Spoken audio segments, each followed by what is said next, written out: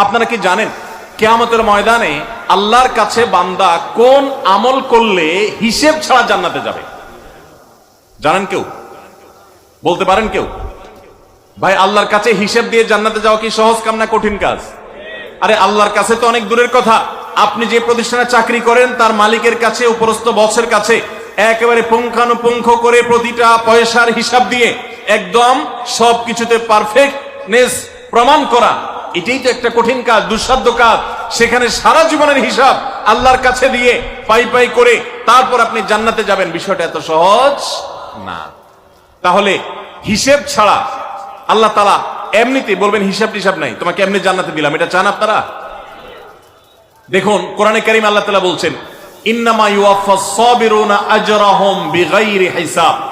আল্লাহ বিনিময় দেওয়ার ক্ষেত্রে, সওয়াব দেওয়ার ক্ষেত্রে দুনিয়াতে যারা সবরকারী হবে, যারা ধৈর্যশীল হবে, যারা সহিষ্ণু হবে, যারা নিজেকে নিয়ন্ত্রণ করতে পারবে, এই সবরকারীদেরকে আল্লাহ তাআলা হিসেব ছাড়া দিবেন, তাদেরকে সওয়াব দিবেন হিসেব ছাড়া।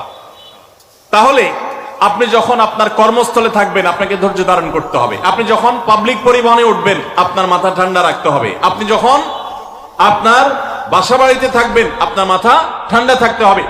মাথা গরম হয়ে যায় যাদের, হট মেজাজ যারা, কথায় কথায় মাথা গরম হয়ে যায়, ধৈর্যহীন হয়ে যায়, যেখানে সেখানে গন্ডগোল বাধায় দেয়, মারামারি বাধায় দেয়, ধৈর্য সহ্য বলতে কিছু নাই, এই লোকগুলো কিন্তু এই সৌভাগ্যবান মানুষদের কাতারে শামিল হতে পারবে না। ঠিক একইভাবে দাম্পত্য জীবনে সুখী হতে হলে সবর এবং শকর, এই দুইটা মূল মন্ত্রের কোনো বিকল্প পথ খোলা নেই। সেটা স্বামীর জন্য প্রযোজ্য, স্ত্রীর জন্য প্রযোজ্য।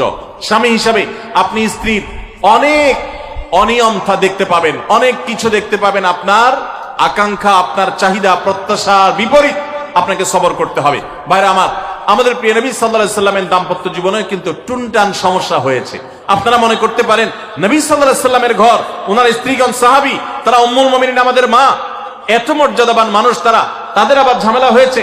ভাই, দাম্পত্য জীবনে টুকটাক সমস্যা তাদেরও হয়েছে।